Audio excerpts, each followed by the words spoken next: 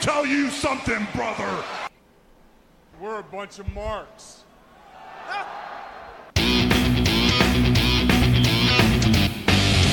Woo! Oh yeah! And get some man!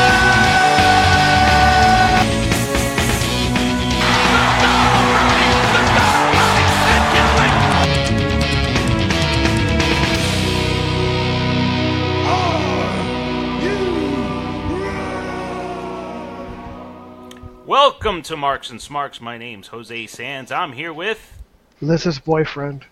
Liz's boyfriend and Big Ralph. We're here to talk about this week in wrestling, what could have been, what should have been, and what was. Gentlemen, we are Sans the Liz today. Yeah, she's focusing on her endeavors. On her future endeavors or just endeavors? What does that mean exactly? Her endeavors involving jewelry and Etsy. And I don't know. When you say somebody's focusing on their endeavors, it can go one or two ways, and I think mine went the bad way. Yeah, I'm not John Laurinaitis. I don't give people future endeavors. Well, let's start with some of the breaking news. We just heard that Aleister Black is no longer going to be in the championship match against Tommaso Ciampa, that it's going to be a last man standing with Gargano for the championship. Are you guys disappointed we're not going to see Black Tommaso? Or do you think it was going to be a triple threat, which was what it looked like it was heading towards? It was going to be a triple threat, but I'm not disappointed because I know Tommaso Ciampa and Johnny Gargano are going to steal the show regardless of if it's a triple threat. If it was a triple threat, it would have been great, but those two together are still great, so I'm not really disappointed. I hope Aleister Black gets well soon. He had surgery. It was a groin tear. Ooh. So Ooh. I did not hear that. I did not hear that either. Yeah, it was a groin injury, so hopefully he recovers quickly, he recovers soon, and he's back in action. Yeah, please. Do you think there's a curse, though? I mean, think of it. We had Drew McIntyre at one point, champion, and then he gets injured. Then you had Almas, who went for a little while. He didn't get injured. Now you got an injured Black. I mean, is there like an every other champion curse or something like that, where everybody gets injured in that time period? But wasn't McIntyre going to drop the title anyway? He just got hurt during the match, which is ironic. Right, but there was no return, which is what happened here. He was supposed to have a return match against Almas. Couldn't happen, he was injured. Now, he's on the main roster, which worked out for him, but I mean, look, Black should have had a return match, and next thing you know, he's injured. So, do you two think that Black, when he comes back from injury, goes to the main roster? Well, it's a good question. It's a main Depends roster on how long his injury is. Also, you have a pretty good storyline between him and Ciampa. I'm sorry, and Gargano, if Gargano wins the title.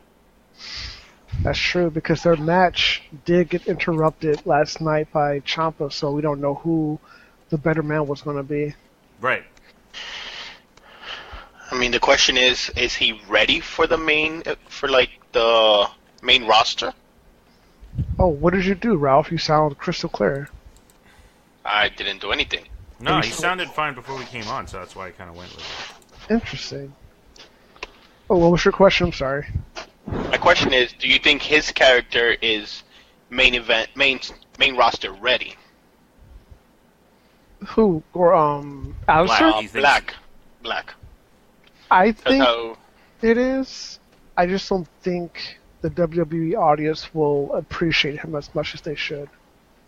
Let's put it that way. Or he might not be portrayed the way he is in NXT, so he might get lost in the shuffle. Even though I think he's ready. So, like in that sense, it'd be better just to, if once he's healed up, to just keep him in NXT for a little bit longer. Yes. But if you want to talk about somebody who I think will get over, I'm not sure if you saw NXT last night, but Keith Lee, his personality and the way he comes across, I think he will work really good on the main roster. That's somebody who I think translates better on a grander stage per se. You think he's like Lilo Rush or Leo? Leo Rush? No, I think he's more of a Dusty Rhodes type, where no matter where he goes, his personality is kind of infectious, and you just kind of want to cheer him and get behind him. So I think he'll do really good on the main roster if he reaches that level. I think personality-wise, while he's ready, I don't think Aleister Black is going to translate as well as somebody, say, like a Keith Lee or a Adam Cole, because Adam Cole's personality takes him a long way too. Yeah, definitely. But I think they're going to keep Adam Cole there for a while. Yeah, he's like that, probably like the mainstay or like face of the roster right now, I think. Right. I don't think he's needed on the main roster at the moment, so I think they'll keep him on NXT for a little while longer. Not only that, but if you move him, then you should move the whole stable together. True. That I agree with also. If you can have a New Day versus Undisputed Era, that would be awesome. Yeah. You could even have the Usos. You could have the Bar. Not the Bludgeons. Nah. Nah. I wish I had more multi-man staples, though. I think the biggest stable you have is New Day with 3 people in it. I just miss the old, original Legion of Doom, NWO. Wow. Like what about like Sanity? Sanity's a 3-man, and if you count Cross, that's 4. That's true, but like I said, it's 3 people. New Day's 3 people. Sanity right now is 3 people. I just miss the huge. Like a Horseman or the. Not even huge, but say 6 people. Like DX. Yeah, DX, NWO before it got too crazy. Yeah, before it got too crowded. Yeah. What was the Farouk's Nation of Domination. Nation of Domination. Yes. Yeah. The Ministry of Darkness, Heart Foundation. That's what things were a little bit more fun, I think, because you had a lot of more personalities to play off of. Not only that, but you had factions. You were, okay, I want these guys to win. It's not like, oh, I just want one person to win. Exactly. It's more like I related to Field Day in school, how you had teams. Mm-hmm. Yes. So yeah, I don't know. Do you think they're gonna play Red Rover, Red Rover, have this one come over? They might, or they might have. I mean, you got Field Day. I mean, or a kickball tournament. There you go. I mean, you never know. Well, during a recent interview with Chris Van Vliet, Alexa Bliss revealed that she wants to face Trish and Lita at the Evolution pay-per-view. She stated, "I was never able to work with them at the Royal Rumble because of the curse of the champion. Champions aren't allowed in the Royal Rumble match. It was awesome getting to see it from the fans' perspective, but I would really like to get into the ring with the girls." Do you think that is a match you'd want to see, a triple threat Trish, Lita, and 5 Feet of Fury? Go ahead, Big Ralph, since the women's are your specialty. Oh, women are my little specialty. Lothario over here. I would like to see it. I would like to. Yeah, I would. I would like to see what Bliss can do, and if I don't know about Lita, because the Rumble didn't leave me with a good taste in my mouth. Her performance, but 5 Feet of Fury and Trish, yeah, I'd like to see that. I mean, Lita was in the Rumble, if I remember correctly, pretty long time. She was kind of one of the women who stayed the longest. For my taste, it looked like she had missed a step or two. She was a bit rusty. Now, if she gets in shape, and not that she's not in shape, but I mean, she gets in ring shape, then yeah, I'd be up for that.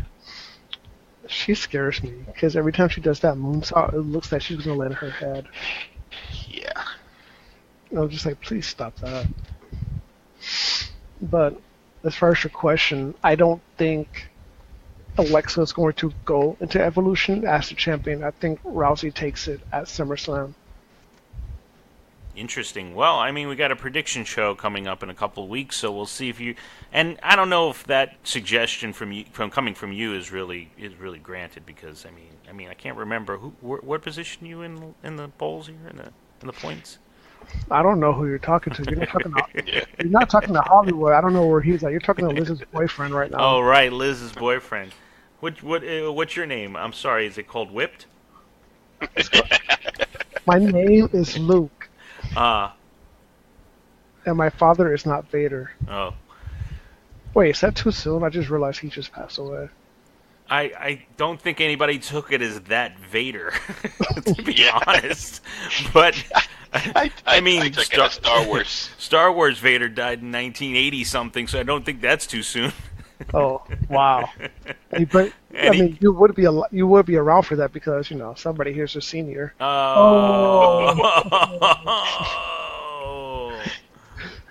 Shots fired. Shots fired. You know what, Luke? We like you better than Hollywood. You actually have jokes.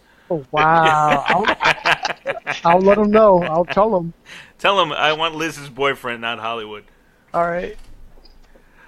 Well, according to the PWI insider, Dean Ambrose is expected to return to WWE action within the next month. He's slated to be at the SummerSlam pay-per-view and should return to TV shortly after the show. Did you guys see this coming? Did you think, oh, here we go, we got Ambrose coming back, especially with McIntyre and Dolph doing their number always on. Well, I was telling Rollins. Well, I was telling you guys that it was shaping up to be an Ambrose return, especially after this Monday night when the Shield was supposed to get back together and the authorities like, nah, you can't go out there with him. Sorry. They're worried about their main event. Are you okay? Water. Sorry, I'm still trying to get over a cold, and sometimes my voice escapes me. But yeah, they're like, oh, we're trying to save the main event. We're trying to protect it. And then I forget which one of the commentators was it. They're like, but Rollins is also fighting in the main event in SummerSlam. Why not protect him? He's a workhorse. Yeah. Yep. You can't have a Raw without Rollins wrestling. I think it might be a little obvious, though, about Dean coming back. I mean, they're not known for their subtlety, WWE, so it might be one of those type of things where he's coming and people make signs and they just go like, we want Dean, then he pops up, I mean, what I think is that during the SummerSlam match, which I'll get more into detail at the prediction show, is that I don't think Dean is going to make his presence known.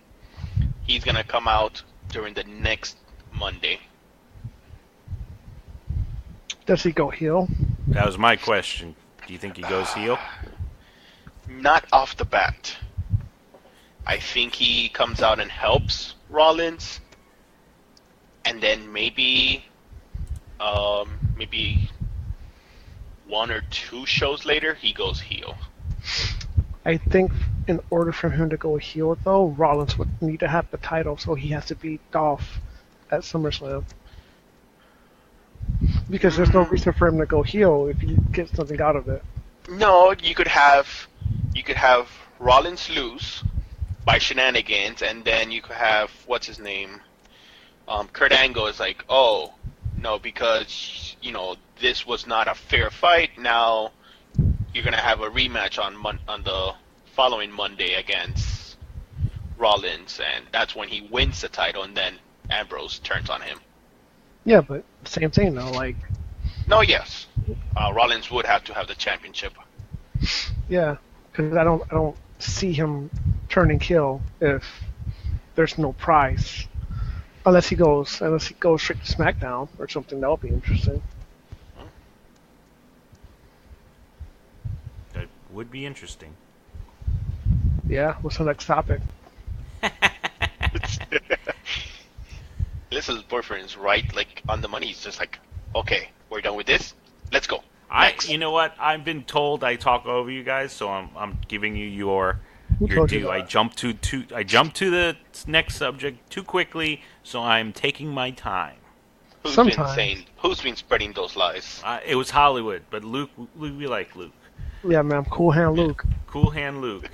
So during a recent appearance on the Jim Ross podcast, Becky Lynch stated that she would like to keep her. She wrote, "I would like to keep this separate from my own personal life regarding relationships. She feels everybody ends up like a family member. You know what I mean? Like a brother or whatever, and I just want to keep my work life so drama-free, not that any awkwardness with anybody, not having any fights." So Becky Lynch is opposed to dating in the locker room. I think that's good, don't you guys? I mean, we've had some great storylines come out of dating in the locker room. What do you guys think about that? It's like my brother always said, don't defecate where you eat. Which basically means, don't mingle with the coworkers. They're coworkers, they're meant to be coworkers. Don't date your coworkers. It always ends up being messy, sloppy. I had a situation where I dated a girl I worked with, and I will never do that again. It was a very bad idea because it did not end up the way it does in stories or TV. It ended super bad. So I agree with her 100%. I don't know. I dated in the workplace, and she's my wife now. Yeah, but you're the man. Well, I'm sure Hollywood's talked to you about me, right? Yeah, he said that. I'm not going to repeat what he said. No. I mean, to each their own. If she doesn't want to, that's fine for her. Doesn't mean that the other ones have to follow suit. It's true. Plus, if you date somebody in that type of environment, you pretty much dated everybody else by proxy because, yeah. Wow. I mean, the worst that can happen is they get traded to different brands. True. Well, I don't know what else to say. Again, I'm pausing to let anybody else who wants to speak. This was always Hollywood's problem. Every time I started, he would be, wait, I got something. I was like, oh, okay, I should have waited. So now I'm waiting. And you guys and now no one wants to talk. Yeah. I mean, we've exhausted everything we can say about All right, so I gave a pause, make sure I got some time so you guys can say. If you're not, then I go to the next subject. So my next subject is Meltzer related. Well, according to Meltzer, the WWE is becoming very aggressive when it comes to taking talent off the board. This is due to the success of the All In and the ROH New Japan G1 event. It's also believed that this is the reason why they signed Matt Riddle. Now they're talking about the company targeting or being interested in Phoenix, Pentagon Jr., and Strickland. Do you believe that the success of G1 and ROH and All In is making them do this, or do you think that they feel they just need new talent and they're trying to bolster? I mean, their NXT roster, if they keep bringing people up, is going to be exhausted at one point. Yo, let me speak on this. Oh. Alright, so spoilers for anybody who is going to watch the Mae Young Classic, but Madison Rayne, going by Ashley Rayne in the tournament, got eliminated in the first round. Now, this may seem like a shock to people listening. It was a shock to me. But then I stopped and I thought about it for a second, and I'm like, Madison Rayne is going to be an All In. She's going to be in a full-weight women's match, an All In. Why would WWE eliminate her in the first round? Because they don't want the cross-promotion. Now, if she wasn't an All In, I can see her going a little bit further. But yeah, I've heard the rumors. I know they want Pentagon Jr. He's an All-In in a tag match with Rey Mysterio.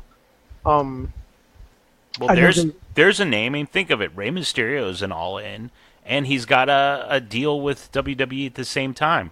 So why are we worried? Why do you think they're worried about it if they're not worried about, a name like Rey Mysterio? The deal isn't finalized yet, though. Well, he's on the new video game. He's a downloadable character. They have to have some deal in place. No, they don't, because Rey Mysterio is the intellectual property of WWE in that regard. They could put him in any video game they want. Yeah, but you're capturing his likeness. There's still royalties in that. He's getting paid, so I mean. Right, but that still means you have to have some type of contract. You still have to have some type of agreement for this. For that, yeah, but he's a businessman. He's not going to say no to it. But right, I'm pretty sure they but by your logic, why would WWE want a person who's going to be an all-in their game? That's cross-promotion. Now in the game, which you could do anyway, you have a very legitimate character of Rey Mysterio that you can put in your in a all-in tournament in your own, WWE game. You also have to look at the fact that Chris Jericho has a cruise coming up with a lot of talent, and I mean, this is the first wrestling cruise of its kind. Ring of Honor, New Japan, Impact wrestlers. I don't know if they're trying to sabotage Jericho, but I know for sure they're trying to snatch up as much independent talent as they can. They did the same thing for the UK scene. Why the World of Sports was going to launch a wrestling show heavily based off UK talent. What did they do? Raided the UK talent, stopped it from happening. So, yeah, WWE is petty that way, and they're malicious. They don't want competition. Is it petty and malicious, or is it just, it's a business, and they're giving opportunities to people with, money. And putting those people on a larger stage. Why wouldn't you want that as a talent or as a wrestling fan? Let me go to Big Ralph for this, because I'm pretty sure he will agree with me. I think you'll agree. So you take indie talent that's big on the indies, but yet you bring them to WWE and you downgrade them. So yeah, you're giving them money, guaranteed money. They're on the bigger stage. You're giving them exposure, but you're belittling their character. Are you belittling their character? I mean, think of Oh, what was that? Yeah, what was that? There it is again. The fuck with the F. You're belittling their character, so you say, but you're giving them a bigger platform. So if they decide that when their contract's up and who knows how many years, whatever your contract is, and they go back on the indies, they're going to be worth more. I mean, well, look at people. In the end, it's a business. I don't know if it's about pettiness. It's a business, but competition is best for business. Right. Look at the Monday Night Wars. Are they getting rid of the competition, or are you just making the competition? I mean, I don't know. I feel that saying that they're petty is a little misinformative in some sense, because no, but they're petty. They're petty. I mean, they could be petty about other things, but saying I'm taking talent, or I'm going to do this, or I'm going to do that because I don't want the wrestling scene to thrive in the UK, I want to dominate that, doesn't make any sense. If it doesn't have competition, like you said, then what's the point? But to your point, yeah, after the contract expires and they go back in the indies, how old are they going to be, and who's going to want them at the age they might be at when they're done? Because these are some long-term contracts that WWE's offering. Well, let's take AJ Styles, for example. Man's 40, right? He's not going back to the indies. He's going to retire. No, but he made a conscious effort saying that, you know what, I'm going to do all my stuff in the indies, and now I'm going to take the big money. I'm going to get the national exposure that he rightly deserves, and he's going to retire. I mean, what's wrong with that? What's wrong with these guys making their name and then going for the big money so they can retire peacefully and then maybe possibly be in a Hall of Fame? Or in a developmental deal where they're training new people coming in or learning production. I don't understand. I don't think AJ's a good example because he's the champ right now and he's AJ Styles. You can't. They didn't belittle his character, now did they? But look at somebody the man and went with him. He's not an indie. He is an indie. He's a big name. But he was an indie name. Yeah, he's an indie guy. Look at somebody like... You're going to laugh when I say this, but look at somebody like Kurt Hawkins, who had really, really good matches on the indies, and now he's like a 200-match losing streak. Look at Mike Kanellis, really, really freaking good on the indies. Never seen him. Exactly. So... All right, but okay, let's go with Kurt Hawkins. Kurt Hawkins is a tag team champion. Kurt Hawkins has decided, it was already reported that Hawkins decided that that's what his gimmick, he wanted his gimmick to be, the longest losing streak. He was slated to win against Heath Slater, and he said, no, I don't want it. I want to keep the streak going. I mean, look at Ron Killings. Let's go with that one. A former two-time NWA World Champion. But he likes the comedy. I mean, he challenged Carmella this past week so he can get gold. And then he had a match against Shinsuke, which wasn't that bad. No, it wasn't that bad at all. I just think that WWE has their people. They have their Roman Reigns and their Cenas. And I don't think if they take people from the indies, it's too... But, okay, again... Then you have let's go this. We got Kurt Hawkins. Mm-hmm. Kurt Hawkins has his own wrestling school, so the money he makes from WWE provides him to keep his wrestling school going, to provide for his family, to even maybe get some of his wrestlers on to a bigger stage. It's like Ron Killings. Ron Killings is at the end of his career. You can't say he's not. And the guy is making money for his family, and he works constantly, and he makes his money, and he goes home. I mean, what's the big deal? I don't understand. I'll give you another example. All right. Are you ready? I am ready. Do you know what MLW is? Yes, I do. Major League Wrestling. All right. They're trying to raid MLW, too, because they see that MLW is quickly gaining popularity. They're just like, nope. Who are they rating from MLW? Oh, I've seen all their dirt sheet reports about them trying to take wrestlers from MLW. But the thing about MLW and like TNA and all those guys, but somebody who leaves the company, leaves WWE, goes take Austin Aries, goes and becomes a bigger name on the indies. So I don't understand what the big deal is. Nah, Austin Aries was a big name before he came to WWE. But he's bigger now. How many titles did the man have after he left WWE? He had like 8 titles. He's the world champion now in TNA, but I mean, he was the world champion before in TNA, before he came to WWE. He was the Ring of Honor champion before he came to WWE, so I'm just like, nah, I don't know. That to me, that logic doesn't hold up. I don't know. I just don't understand why you think it's a petty thing. Because eventually these guys are going to leave. Eventually they can find work other places. But then you have these guys who are on the tail end. Where else are they going to go? Where are you going to get good money like that? The indies are not going to provide that. Then you go to a Ring of Honor or TNA or New Japan. Look at Juice Robinson. They terribly misused him in TNA. He went to New Japan. Now he's a U.S. heavyweight champion. Dude, like, Juice Robinson's legit.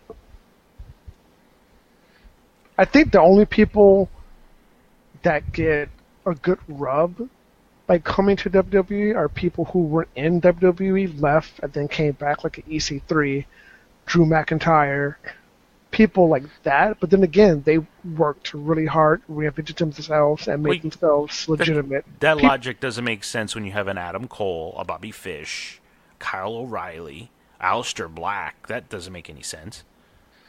How does that make sense? You're saying that they get a good rub. These guys are there. AJ Styles, he had one match maybe with the company and like a Velocity at some point. You know, it's not like coming back. He wasn't ingrained there. Yeah, but look at what the people you're talking about. Adam Cole, the only man to win the ROH title 3 times. Who else did you mention? Bobby Fish and Kyle O'Reilly, Red Dragon, multiple time tag champions across the world. Like, these are people who already come with like really good accolades. Tommy End, freaking awesome. Like, AJ Styles, NWA champion, TNA champion, New Japan. Dude, like, these people are already coming with, like, established names. What about Elias? Dude, I love Elias, but I love Elias. He's getting a great rub. He's not a big name. No, but he's homegrown, and he's a WWE guy, so of course. Gargano? He's not the champion yet. No, but he's getting a big rub. Yeah, that's because of Triple H. I think this boils down to Triple H versus Vince, if I'm being completely honest with you. Okay. I think Triple H sees talent, recognizes talent, and does what he can to get people over, especially if he knows that fans want them, whereas Vince is just like, nope, Roman.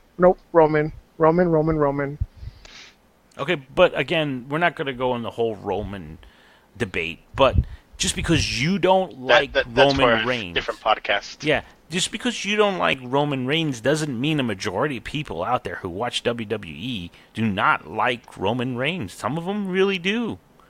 It's the whole John Cena effect. The kids love John Cena. Tell me that. Girls love Roman Reigns.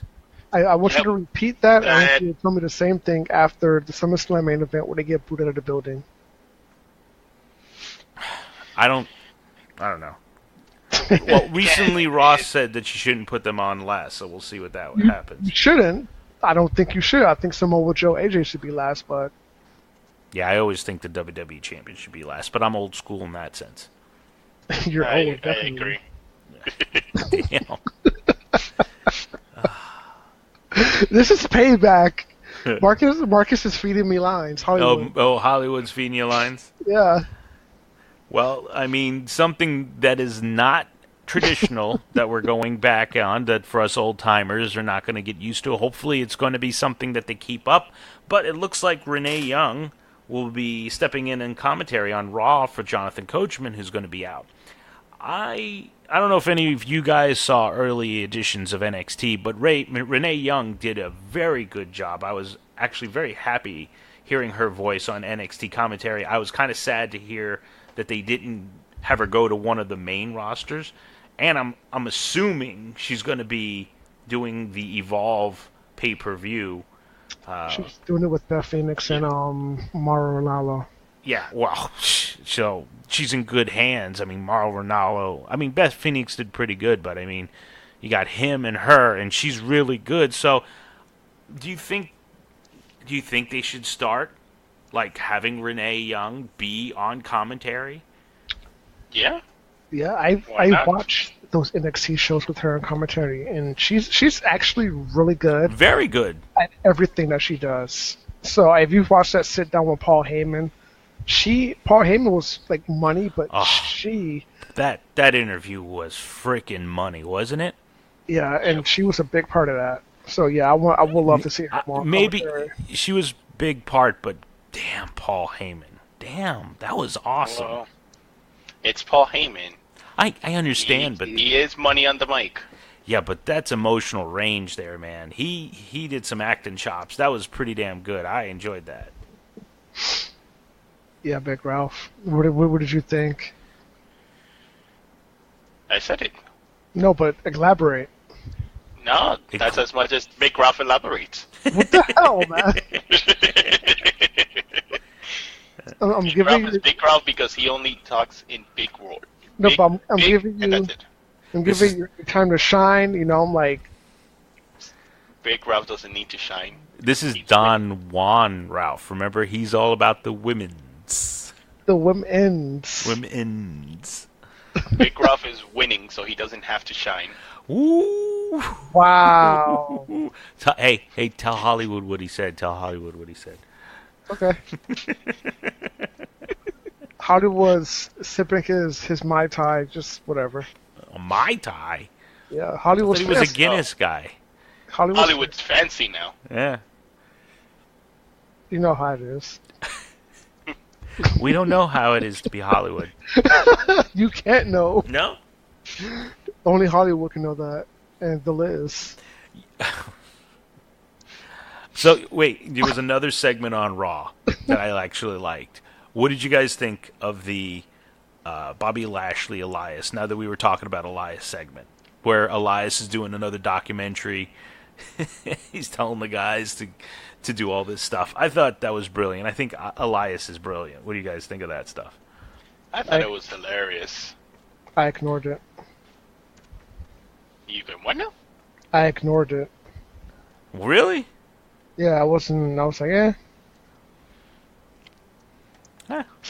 I actually liked it. I liked the whole, hey, can you get a shot here? You know what?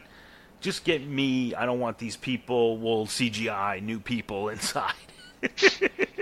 We don't want these people. They're just terrible. And then Lashley comes out and, does his bit, and that was good. I mean, it was perfect. It gave Elias enough time to get enough heat. Lashley comes down, quickly disposes of him. I'm fine with it. Okay, so if you didn't care for the Lashley segment, what about the KO show?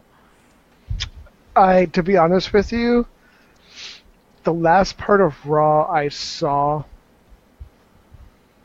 because I wasn't really paying attention unless they had actual wrestling on the show. So the last thing I remember was Alicia Fox coming out for her entrance, and then I fell asleep because Raw's just too long, and I can't sit there for 3 hours and pay attention to the whole thing. So I just basically saw the wrestling segments. If they weren't wrestling, I wasn't paying attention. All right, so let me give you a little KO. I know this is a wrestling podcast, and I should be watching Yes. wrestling, but I'm sorry, Raw, you're just too much. So KO's, brings in Jinder Mahal, right? They talk about his victory, the meditation. Talked about his victory, saying that they're the only two people who legitimately beat Braun Strowman. One getting tossed off the top of the cage, the other one by disqualification. Says that he believes he can beat him again, calls Braun out. Jinder doesn't look like he's having it. Braun decides to flip the stage that they're on, because of course... Oh yeah, I did see that. It's because it's Braun. Yeah, and then they have a match between Mahal and Strowman. Again, it's one-sided, but Owens is trying to take the briefcase away, so they're going back and forth. He's chasing him down. Finally, Braun gets a count-out again. No, disqualification, because he's trying to get the briefcase away from Owens, and as he pulls back, Mahal's coming from behind. He hits Mahal with the briefcase. The ref calls DQ because, of course, it's not a DQ match, and there you have it, another disqualification. They're building it up, saying that, hey, Owens can win these ways, and he will lose that contract. What do you guys think? I like the angle. I like Owens. I like his mic work. He did a really good job on the Owens show. I don't know. What do you guys think? I like the way they're setting it up. That just because he's a monster among men does not mean that he can, win all the times. There are ways that he can lose. I like that because it brings him down a notch or two. Because you built him up to a certain level where it's like, who can beat him? But by doing this, it's like, okay, so Owens can win if this happens. Owens can win if this other thing happens. I like it. Yeah. Luke? Look, I elaborated. I appreciate that. I like it. Do it more. Luke is meaner than Hollywood. Because Hollywood don't care, that's why. I think it's because... No, wait, let me rephrase. I think Kevin Owens walks out of SummerSlam as the Universal Champion of the Universe.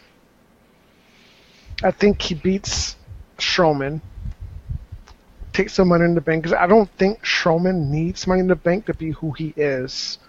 And I'm pretty sure he's going to get the title eventually, but I think Money in the Bank is wasted on him, and Money in the Bank always works better with the heel. I think by hook or crook shenanigans, Kevin Owens wins it. I think he cashes in after a brutal confrontation between Lesnar and Owens, and I think he walks out your Universal Champion. Okay, I have no problem with question. Plus, I think he deserves it after everything he's gone through so far with Strowman. I have no problem with that outcome. The only thing I want to ask is, do you do that to your golden boy after 3 years of him losing to Lesnar? The one time he quote unquote beats him, you have him lose the title immediately. Yes. You're building Reigns up, and then you're gonna knock him down immediately. Okay. I agree with the outcome of whether it's Braun Strowman or Kevin Owens taking the title away from him. I just, from a business standpoint, it's like we've been building him up. We're gonna knock him down to 0, just like that.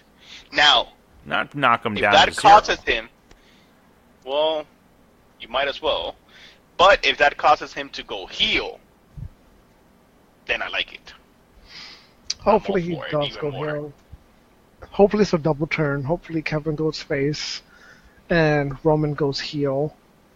I think the Roman Reigns experiment is not working. You have several people more popular. You have Strowman, who's more popular. AJ is more popular. Daniel Bryan is more popular. Seth, definitely more popular. Why would you keep... Hell, even Dean Ambrose, and Dean Ambrose is not there. Renee Young's more popular. Why would you keep wasting money, time, effort into somebody who's not over as a face? Turn him heel, man. Yeah. So yeah, that's Luke's opinion on the situation. Book it. What about you, Mr. Science?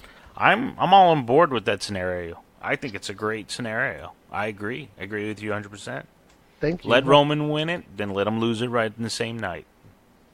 Finally, you agree with me on something. And maybe this is the first time we've ever talked, so I mean, this is the first time. So I mean, Sure. Of course I agree with you. It's not like that Hollywood. You know where he is in points? Yeah, I saw. Yeah, it's pretty bad. You know what? We should have Luke do predictions this time for Hollywood. I'll be back next week. But maybe this is what causes Roman to snap. Maybe this is what causes him to finally lose it and turn heel, like all the way heel. We'll have to wait and see. Yeah, I mean, let's talk about some people who should have turned heel. Let's talk about Sasha and Bayley. Sasha and Bayley had another tag team fight against the Riot Squad. Now they're looking like they're best friends again, but maybe one of them should go heel. We're all thinking that it's because they're going to do tag team championships at Evolution. But not only that, we see the returning Ruby Riott. So that's a plus, right? I mean, I like Ruby Riott. Do you guys have an objection for her coming back? I love Ruby Riott. Yeah, right? She's great. I think she needs to be a champion at some point. I think so too. And before she was hurt, I was like, dude, give this girl a title. Agreed. So then the main event. Let's talk about that main event. Ronda Rousey versus Alicia Fox. Women main eventing Raw. I guess they decided they did it on SmackDown last week. Raw has to, do one-upsman. So here we go. We got Ronda. Ronda versus Alicia. They really built up Alicia, telling her all her credentials, giving her a nice little video package. Right? They played up the whole thing as like a fighting contest, There's no championship, but yet they're going in this corner, Ronda looks like she could tear Alicia Fox apart. So it makes her look strong. Oh, no, she legitimately can, but I mean, she looked really, but I mean, it felt like she was still fighting the UFC, where she was just going all out. I was fearing for Alicia. Oh yeah, but it was this was a squash match technically. Yes, but they built it up in a way that it didn't feel like a squash match. And Alicia Fox did a lot of old school tactics by getting out of the ring, the distractions with Alexa Bliss. I mean, if you really look at it and dissect it, there was very little. They really didn't touch that much, but I still felt excited about the match. The match still captivated me. So, are we doing this wrong? I guess is the question. things like this, what they're doing here, is that where they should go more instead of we need a quick match that's, real quick squash. I mean, they took their time, they built it up, they told you about the competitors, and then, in the end, you knew Alicia was going to lose. But they made it feel like Alicia actually had a chance. That's the way it should be. Right? Yeah, that's how they should. That's how they should do all their matches, whether it's mid-card or main event. I mean, not every match, because then it loses its specialness. You need squash matches, and you need matches that showcase how strong somebody is. But I think for her first network televised match, I think that was perfect. Yeah. Because you don't want her to come out too strong, because then you Lesnar her, and we see how that's working right now. It gets boring. You watch somebody just dominate the way Lesnar dominates. So you want to give her a little bit of a handicap, I guess, but not make her look completely weak. Right. You know what I'm talking about? I know what you're talking about. Awesome. Because Hollywood says you never know what he's talking about. Well, Hollywood doesn't really express himself very well. Oh, I'm sorry. Yeah. What do you mean you're sorry? Why are you sorry about it? It's just Hollywood. It's not your fault. Because that's my cousin. I tried to teach him, but he don't listen. Well, that's the persona of Hollywood. Doesn't listen, doesn't care, doesn't do anything. He thinks he's better than everybody else. Thinks he's better than everybody else. I don't know. He has insecurity issues. He doesn't think he's better. He has insecurity issues? Yeah. Oh, well. He doesn't show it. Because he don't care. How can he be insecure and not care? That's it right there. That's the paradox. That's the dilemma. That is Hollywood. He's very confused. Yeah, well, that sounds it's a little more Freudian than I think we want to go into.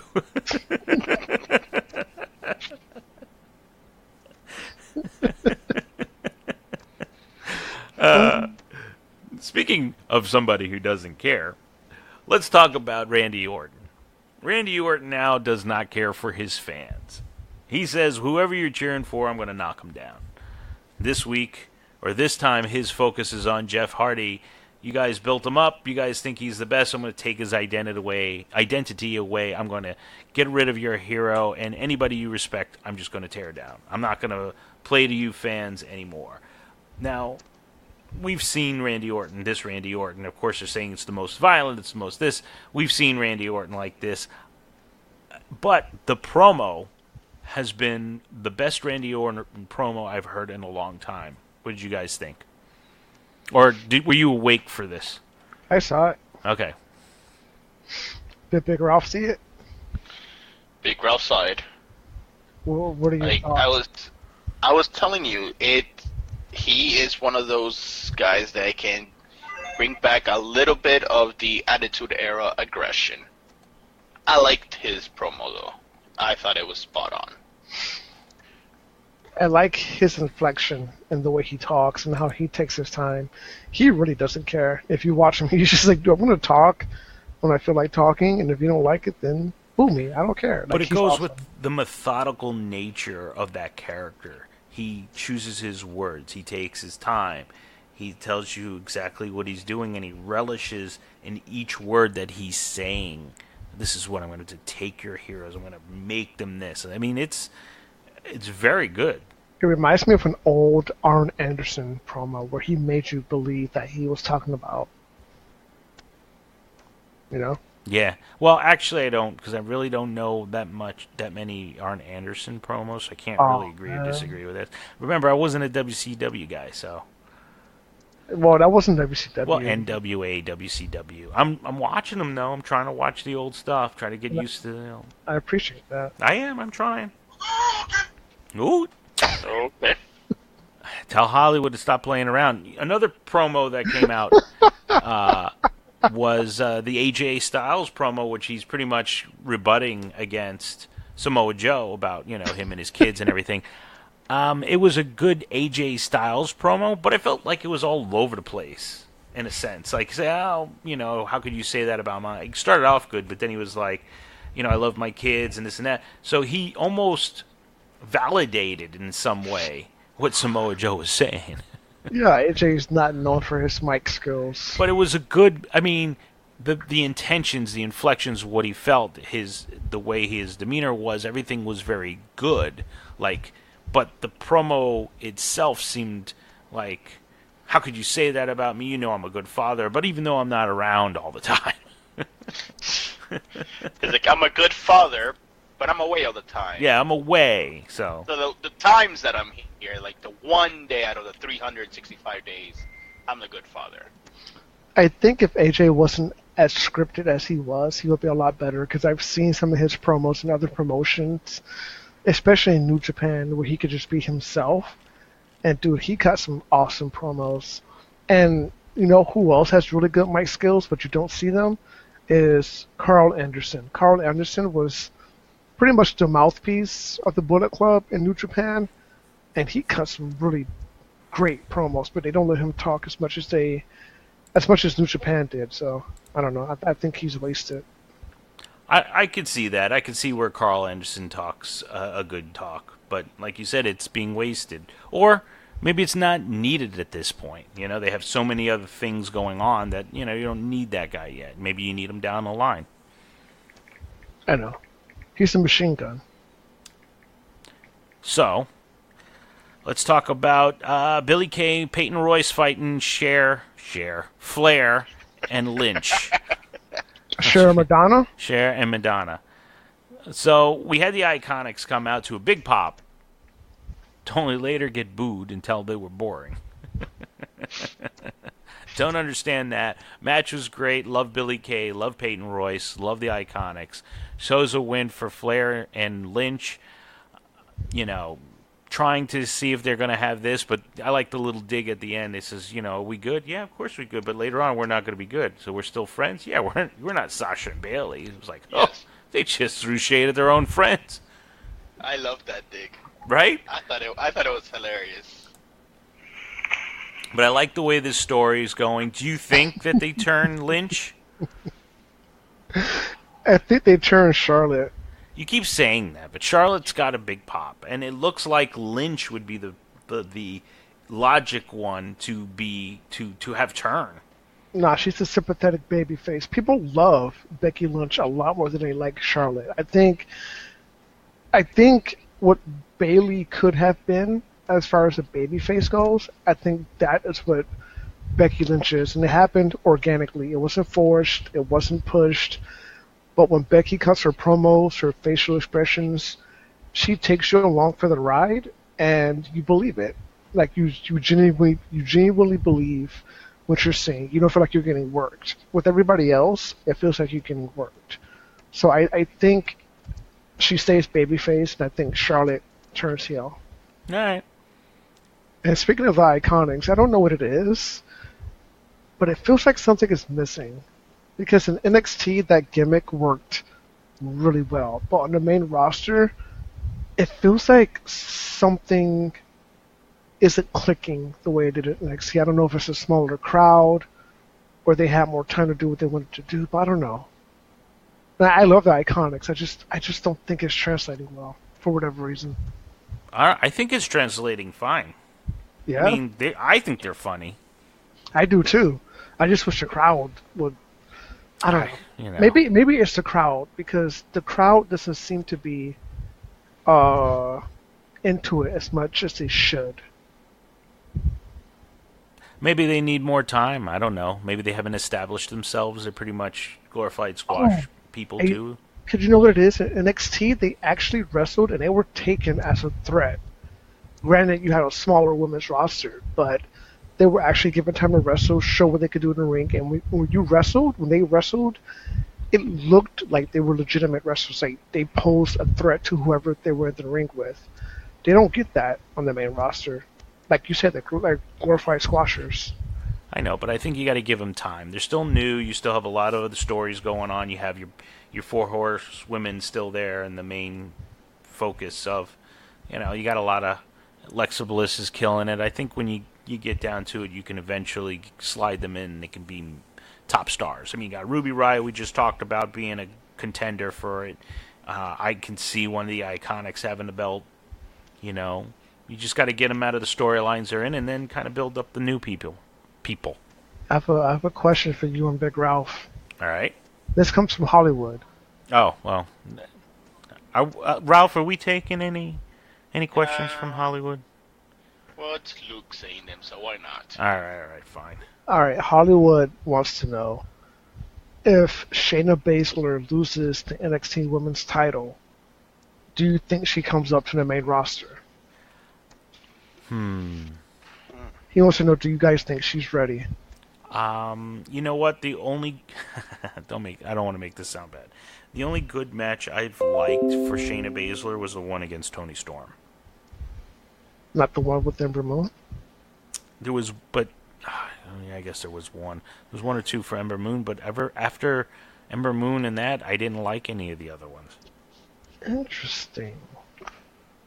I love Shayna Baszler. I think she's awesome. I think the character is great. I just don't think the in-ring work is spot on. Yeah. I don't know what it is, because if you really look at Ronda Rousey's in-ring work, it's not anything special, right? But I don't know if it's a charisma or something, or the hype of her, or the legitimacy of her.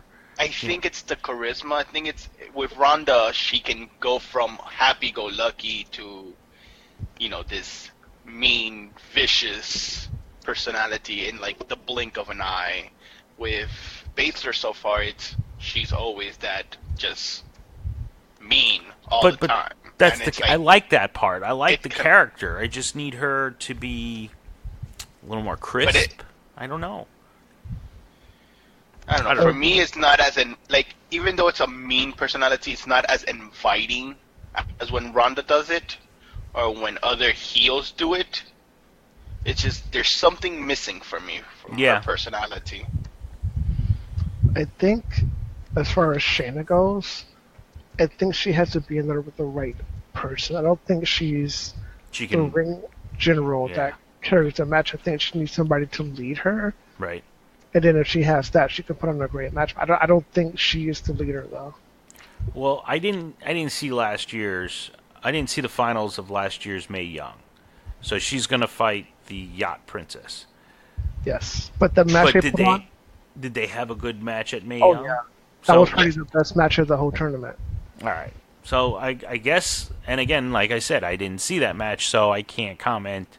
I have to go with what I saw. The only match I saw that I can say I really liked, you're right, the Ember Moon stuff was really good, but I think Ember Moon pretty much carried that match. Same with the Toni Storm match. Maybe Toni Storm, but then again, she looked really good in that, so I don't know. But Toni Storm's considered probably top 5 women's wrestlers right in the world right now.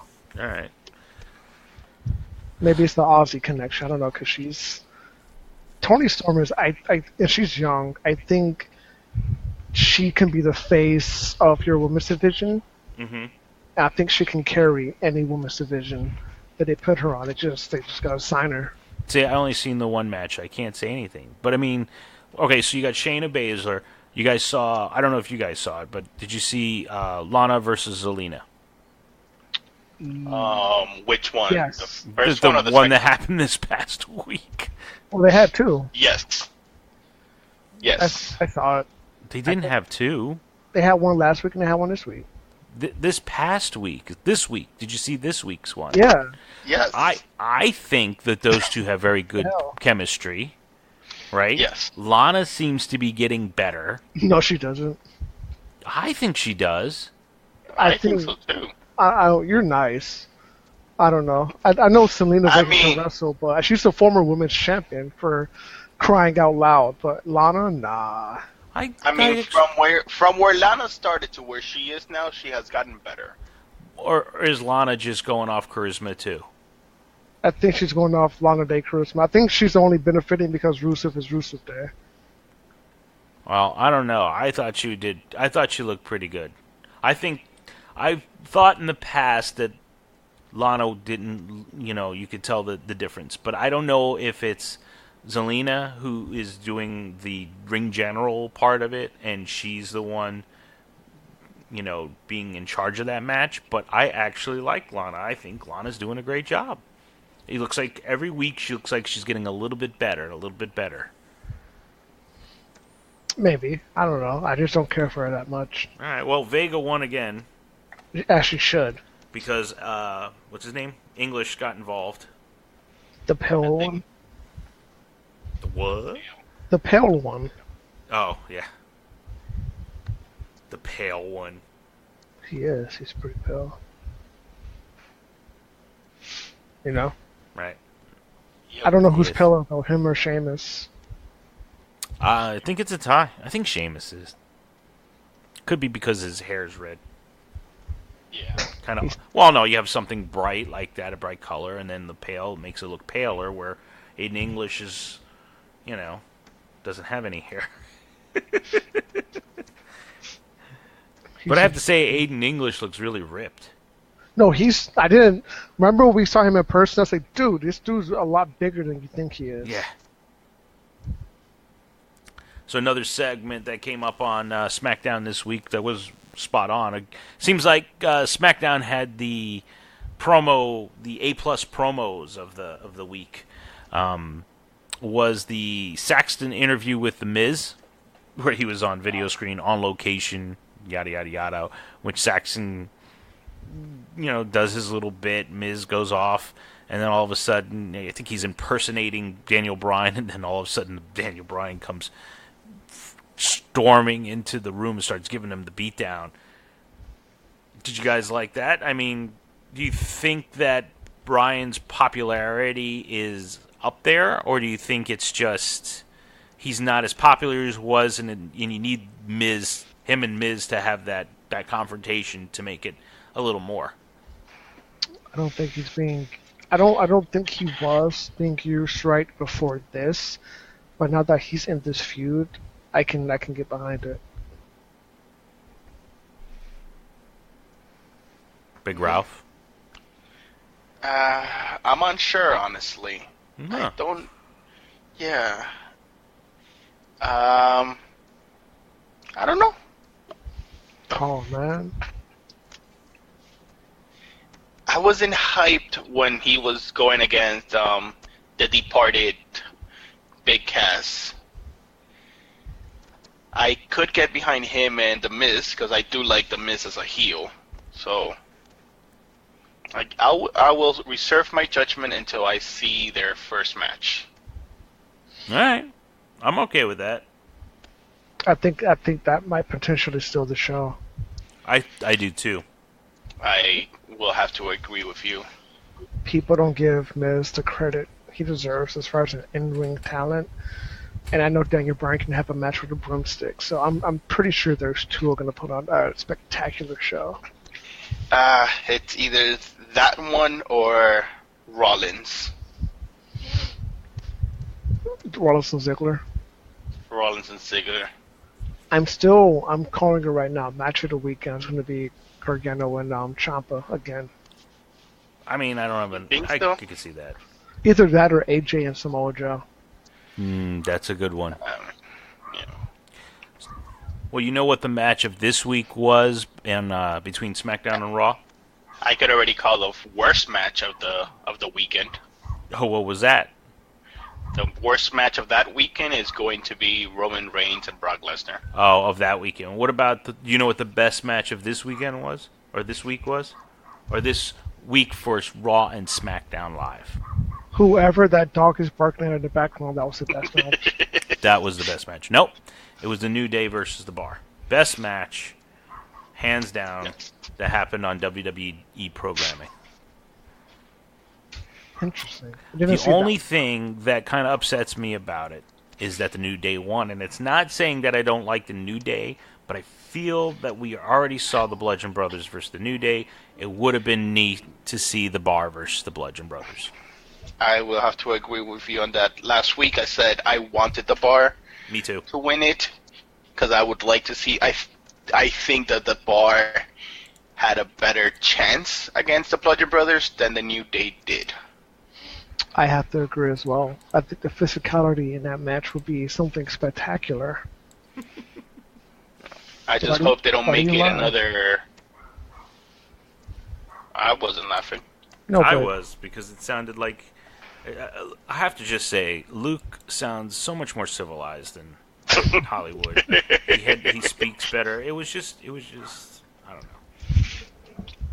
I don't know. I'll give Hollywood some lessons. You should talk to him. Tell him how he can speak. I mean, Enunciate. I said that was the best match of WWE programming, and that I'm saying is between Raw and SmackDown Live. One of the other matches that was really good was Hideo Itami versus Mustafa Ali on 205 Live. Is that still the show?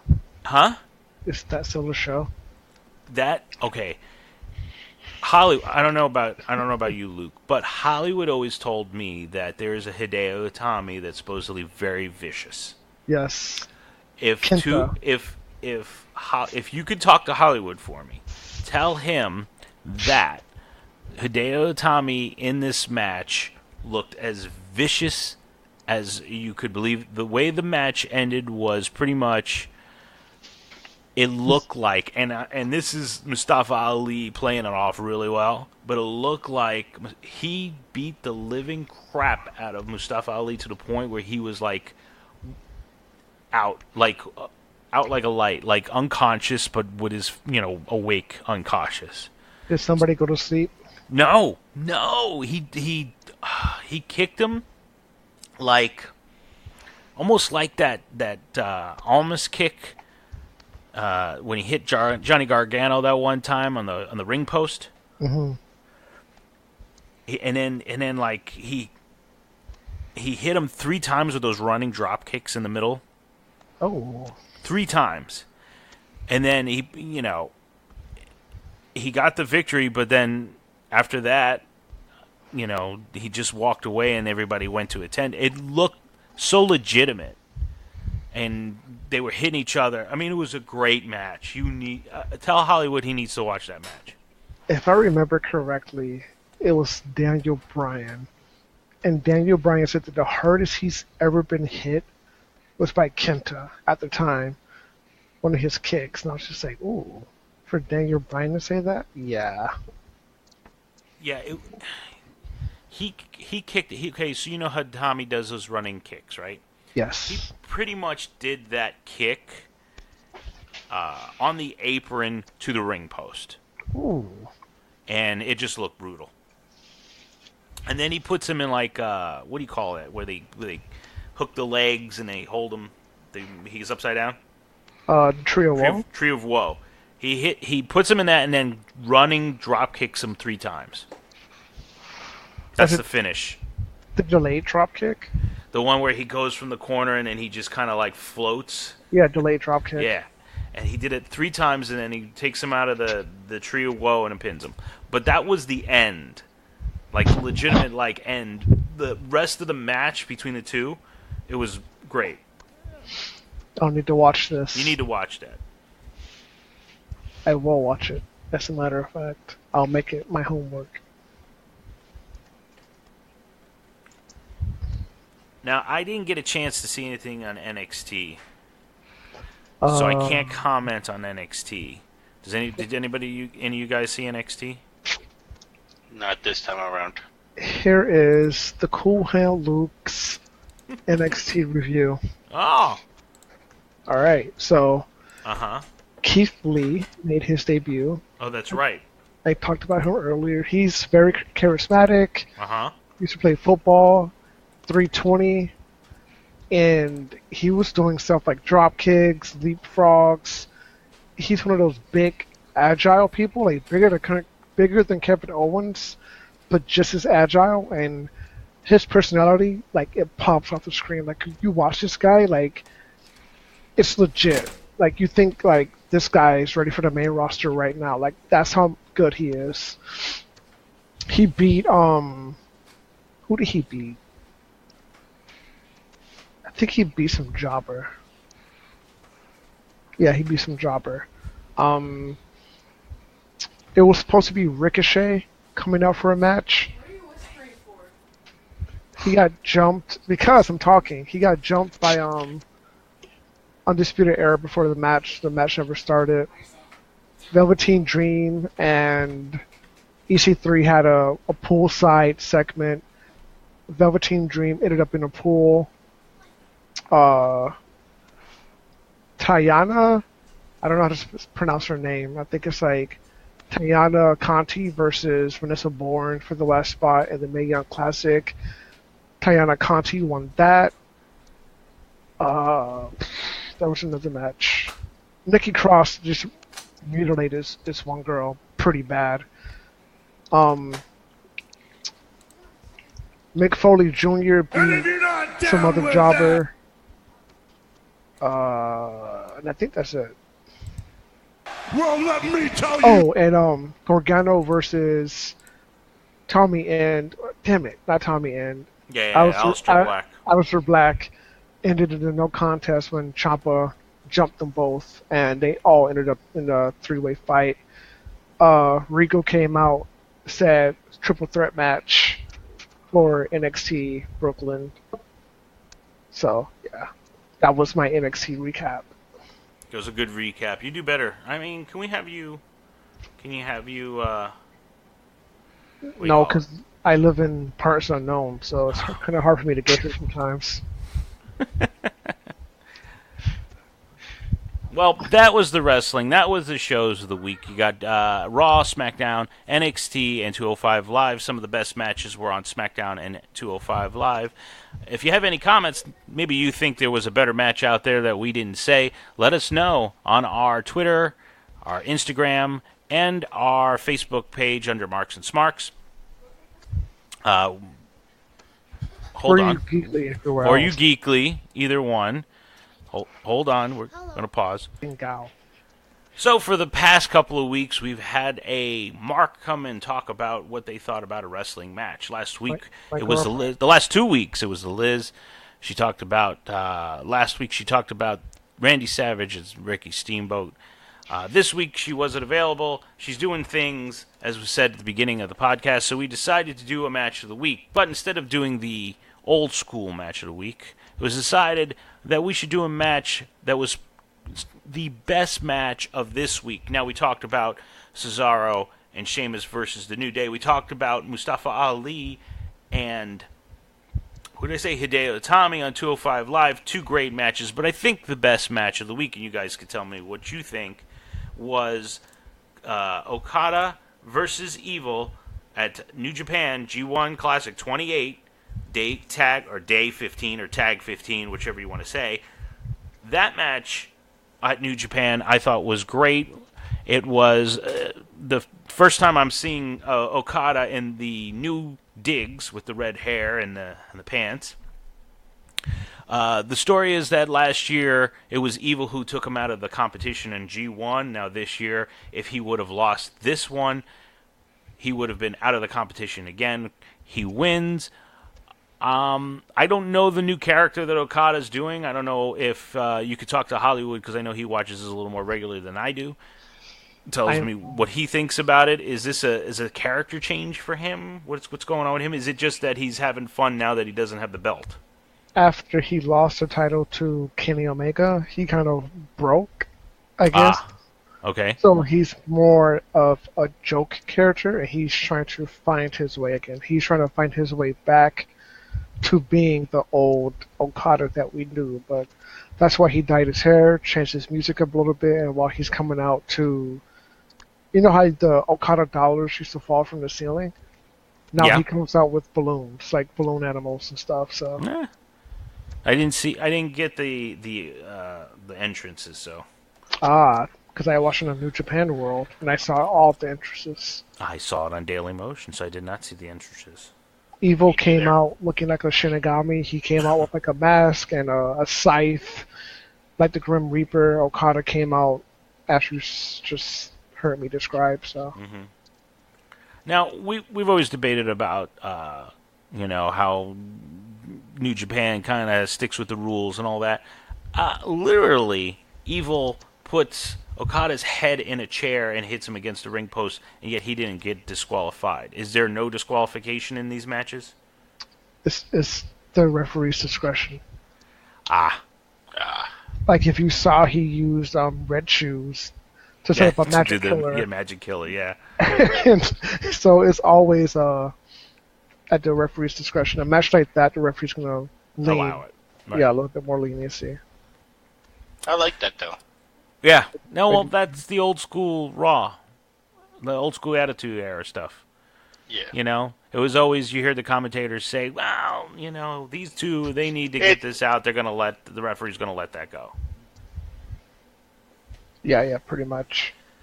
Okay, so, I don't know Evil very well. Los Ingles Benables.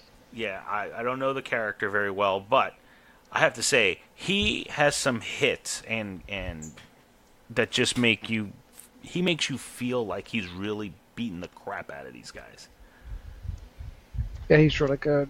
I didn't give him his due until this match, to be honest with you. Really? Yeah, because I always knew about him, but I wasn't really, like, into him. But once I saw this match, I was like, oh, I see now. I understand. You get the hype. I get the hype. Well, I mean, when they started, the crowd was 50-50.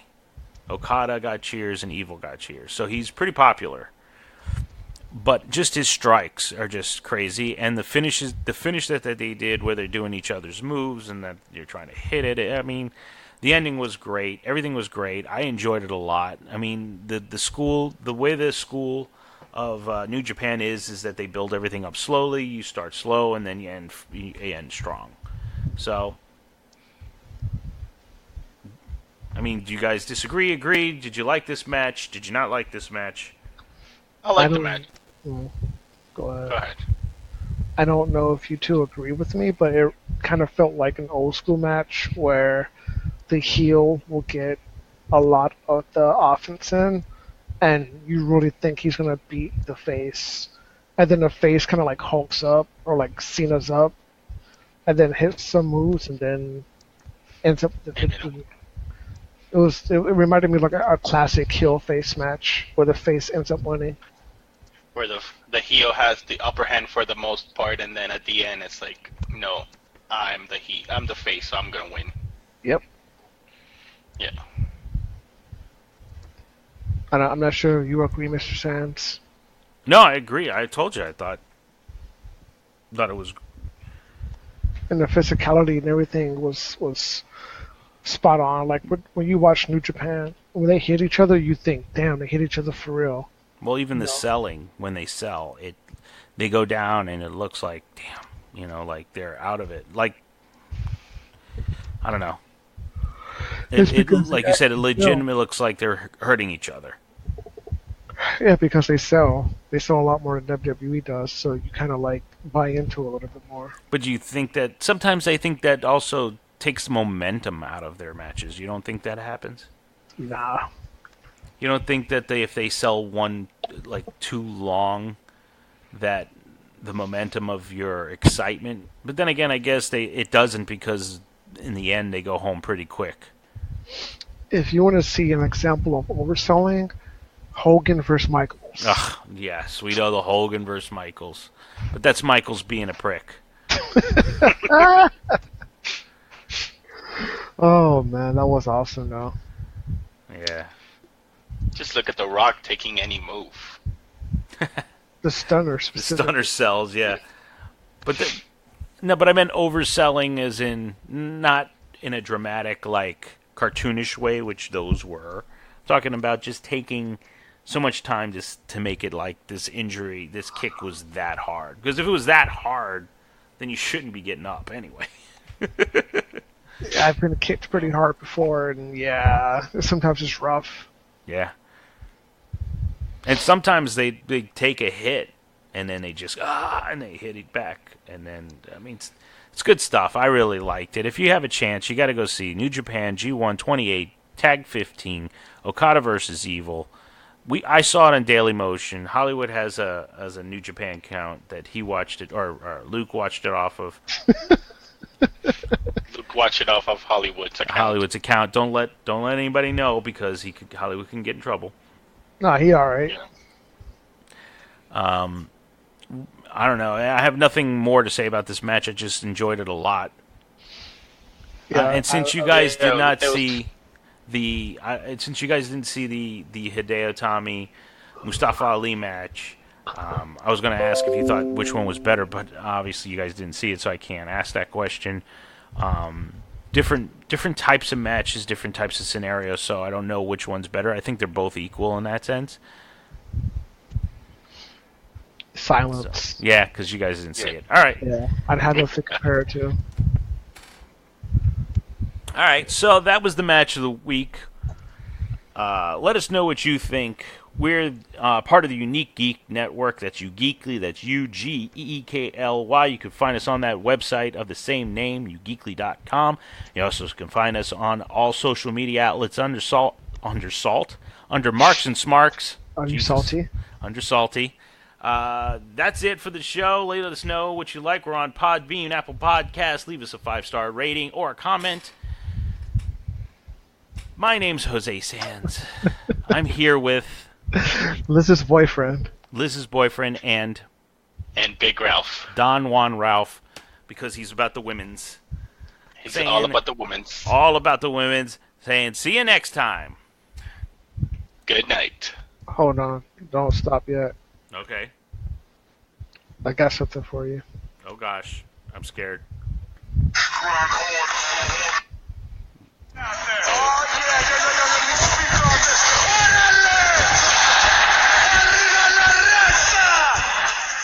That's all. Oh, okay. Well, Okay. I like Hollywood's out better than that one. What's his outro? Bye. Oh. Bye. There you go. And if you're not down with that, Goodbye and good night.